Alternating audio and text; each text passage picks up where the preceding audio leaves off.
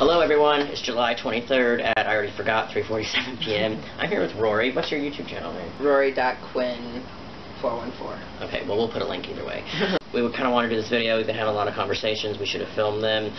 But we ran into each other at Pride. We had kind of a good talk, and I was like, you know, it'd be cool to kind of like compare experiences. You know, I'm like almost 10 years into this. He's just starting the medical process, but still a lot of things he's going through, like it still parallels a lot of things I still go through, and I found that really interesting, and I think maybe you would too. And then, I mean, he's got quite a few stories to share with you with his recent travels, and then work stuff, which I think is really hard to navigate for a lot of people. I think maybe that would be kind of a cool thing to talk about. Alright, so you recently just got back from a trip from visiting where? I went back home to Wisconsin through Michigan. So how long have you been in San Diego? In November, it'll be 4 years. So you started your transition here. It's kind of setting the place, because transitioning the South is far different than transitioning here, and so it's different to go from California back to other places, you know? Yeah. Yeah, okay. That's kind of what I was getting at. I was like, it's so like, whoa, going back in time. Yeah. Yeah, especially when I go to Southeast. Yeah. I carried a knife with me the whole time. Oh my god. Alright, so why don't you talk a little bit about your travels, what went on, and, you know. Well, so I got stopped at security both times flying. Once for my binder, and then once for my packer. How'd you handle that? It was fine. The guy, like, my binder had scrunched up a little bit, so it read as being something under there, so I got super felt up. That was uncomfortable, but by mail. By mail. So he read you as mail, because so he read me as mail. Their hands on you if they were, He read me as mail. He looked really confused for a second, and then I just told him it was a compression tank top, and he was like, "Oh, alright, okay, you're free to go." I think doing that and taking charge is a good thing. Like, it's a compression tank top. I know in moments I felt like whatever, you know, an ex-girlfriend of mine gave me advice, I was all freaked out to fly back to Florida. And she's like, just be very matter of fact, because, you know, I used to not be so able to advocate for myself, and that's something we were talking about earlier. Since you started, you're just being, like, you're able to stand up for yourself a lot more. Yeah.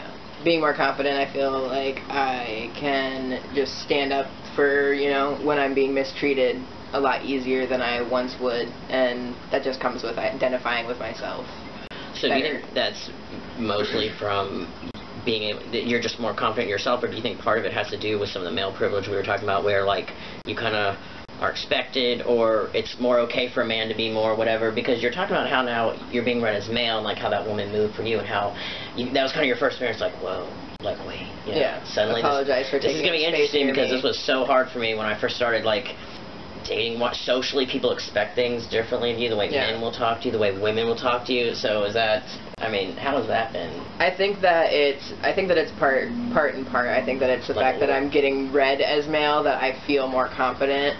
Because that way the world is now seeing me as I see me, and it feels better. So I feel like I can advocate for myself better. I think that's true. It's definitely empowering. Yeah, and so I think that it's like that. Like, is that like I have most of my experience there was like that. Like I could, you know, advocate for myself and stand up for myself when I felt like I was being mistreated, and I think that was mostly just because of the confidence that comes with getting to be you. Finally feeling like I can be me. That's awesome. So you're flying out of San Diego. You got stopped for both your binder and your packer. So you handled the binder well. What did you say about the packer? Well, no, it wasn't that. It was okay. Go ahead. It was like the tie that I used to keep my my packer where it is was sticking up a little bit out of my underwear. So then that read, and so that he felt up my back, and I just told him it was my underwear. Tell them it's your underwear, because they'll just I mean, you could be wearing a jock. They might be like, oh, okay. They'll be like, all right, I don't want to touch your underwear. I mean, like, people really don't want to. And if I was ever asked, I'd be like, it's a prosthetic, blah, blah, blah. And they might be like, oh, hell no.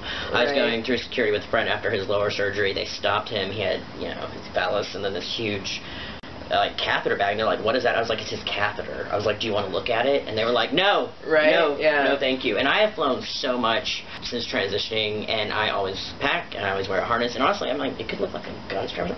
No one's ever stopped me until like a month ago it was in Philadelphia, went to security for the first time. They're like, sir, can you come this way? And I'm like, fuck. So I'm like, yeah, and then like he starts to like, oh, you know, we read blah blah, and he's like, do you have, sir, what is it? And I was like, it's nothing but my big dick. And you know, I am funny, you know, but I'm usually really kind of reserved and kind of whatever and timid in a way. But like, it just flew out of my mouth. It was like 5 in the morning. I had like no time for that, Felicia. So it was like, and he just laughed. He was like, okay. I was like, nothing but my big dick. And he was like, all right. So sometimes, you know, just handle it like you know what's going on and don't get freaked out. Because I mean, that would happen to me too. Like these moments of anxiety, like going through the Atlanta airport with Christina on my license. And they're looking, they're like, what in the actual hell? Or they don't notice, you know, like, I've also been served with a girl name on it, so that's interesting too. So yeah, I had some people that read me as male as a counter and then just didn't refer back to pronouns after they handed the ID back, real confused. And then like a lot of times most people just handed it back and said, thank you, sir, and it was... Which is interesting. It was strange to me because I was like, this is a matter of security and you're not reading my ticket or my ID, obviously. Right. So they're reading you, which is cool. But that is cool, but it kind of relieved a little bit of the anxiety I had because that's one of the most terrifying things I feel is getting carded and having to have your ID out a lot. And that's one of the things I had to prepare for travel, especially back to Wisconsin because there's beer. Like, right. Yeah, I was out drinking with a transient the other day and he hasn't had his name changed and he just like that every time I was like, no, I get it, dude, you know? Yeah. So that is so anxiety provoking. And traveling can be really stressful in that, but I think you handle it well. Yeah. I mean, having that new confidence kind of makes it better. And it's also interesting to go back to the place where you're from as a dude, as yourself. That can bring on a lot of things. I see that face. So going back to where you're from is always interesting, especially when you get to be yourself and you're in a more liberal, progressive environment. Even though you have challenges at work and stuff, like as anyone does, you know, when people have to transition with you. But going back home, how was that? Like, how was your mom, like immediate family? My immediate family, they all were really good. They were all trying really hard. A lot of them got hung up with how to refer to me in the past tense. That's what happens to me. Yeah. And I kind of vary with what I prefer. Like, I'm like, if it's a story where I specifically like whatever, like telling a Catholic schoolgirl story about like whatever, fine. But I'm getting more comfortable, like if it's just kind of a general thing, like he and like a little boy. But that took kind of a while, and I think it can be different for anyone. You know, if you only want to be referred to as male, fine. But some things it's more like, well, to tell the story, I was clearly. Well, my family, they're all very anecdotal, so a lot of things are stories, and a lot of stories they refer to me with female pronouns, even like relatively recent, you know, history. And so I had to like lay it out for one of my family members who was using a lot of gendered speech, and I had to be like, you know what, anytime that you refer to me, I don't care, like you.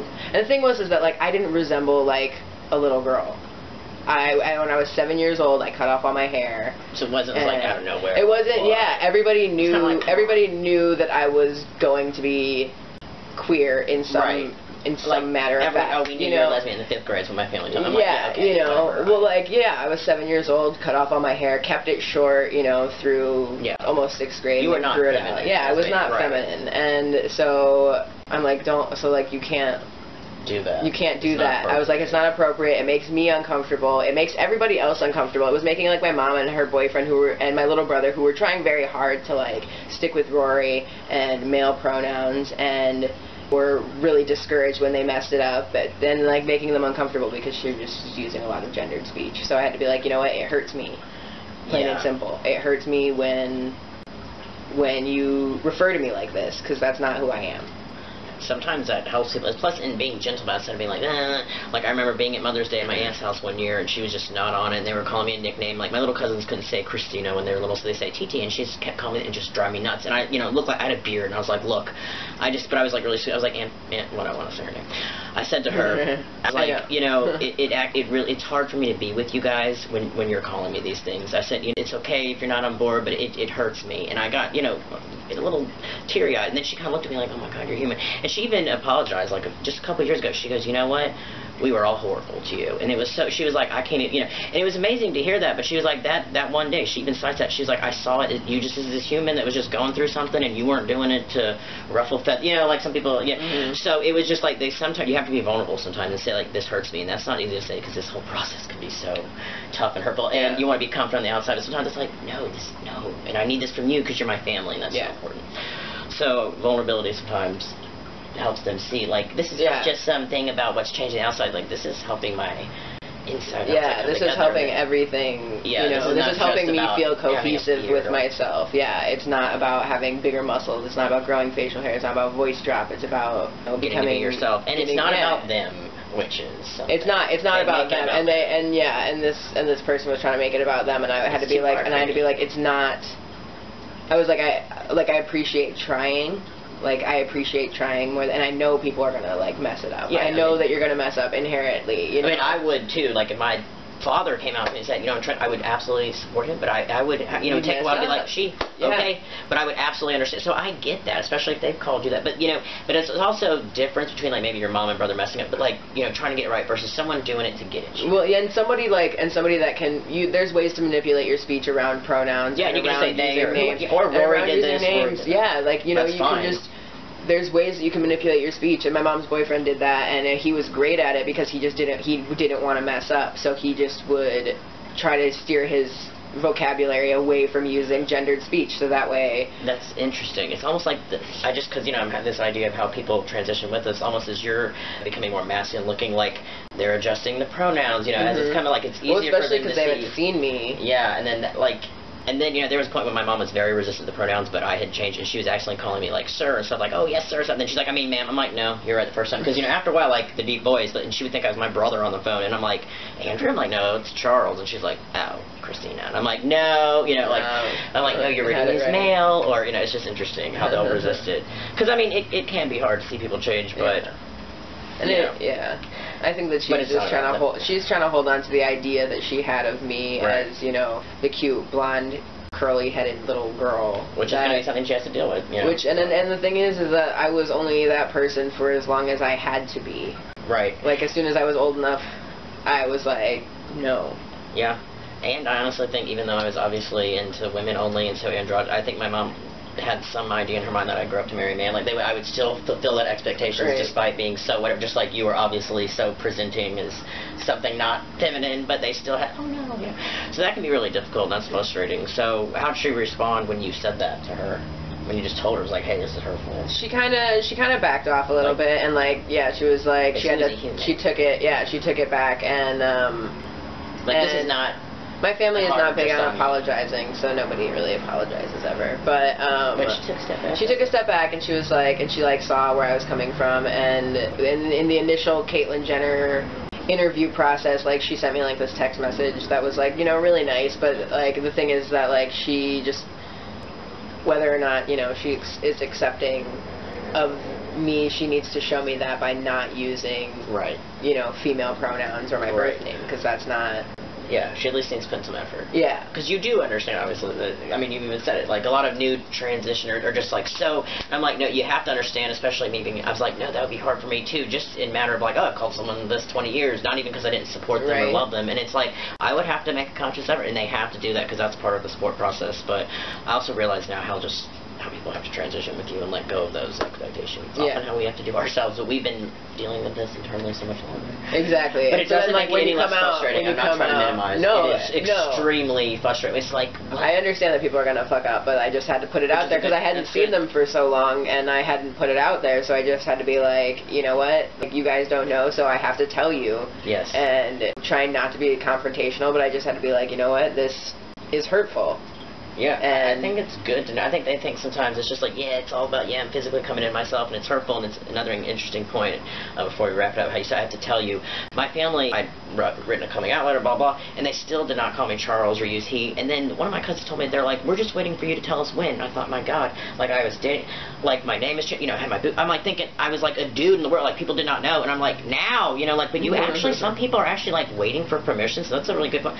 You need to tell people sometimes, like, it's appropriate to call me this now, or whatever. So it can be hard to advocate for yourself and use your voice, but if anything, transition, I think, it gives you your voice. So you got to learn to use it, not be afraid.